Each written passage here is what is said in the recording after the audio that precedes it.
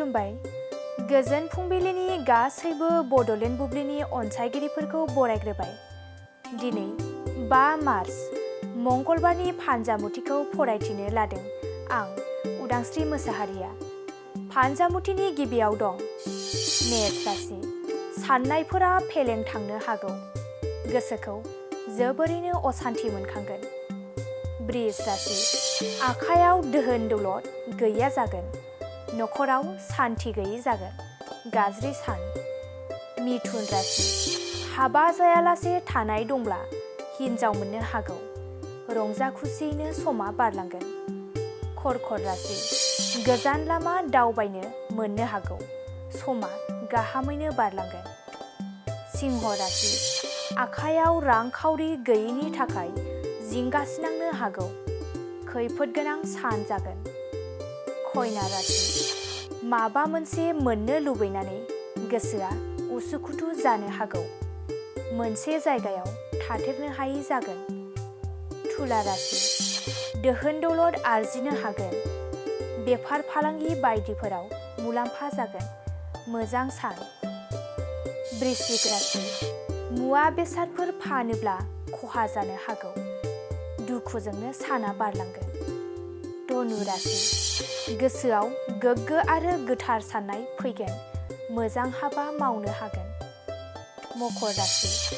नोंथांनि गोरोन्थिनि जाहोनाव रां रुफा जोबस्रांनो हागौ।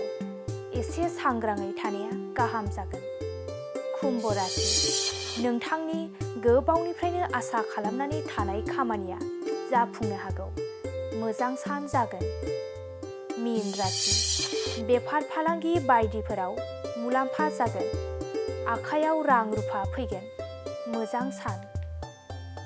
दिनै सानसेनि राशि फरायथिनायाबो एसेनोसै।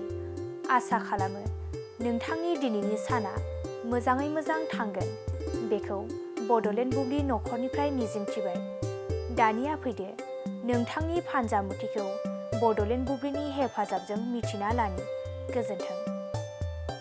मोनसे फोसावथाय 2024 निफ्राय 2025 मायथाइनि ड्रिम किन्डारगार्टेन प्रि स्कुल काम क्रिच सेन्टारनि मुं थिसननाय हाबाफारिया सोलिगासिनो दङ।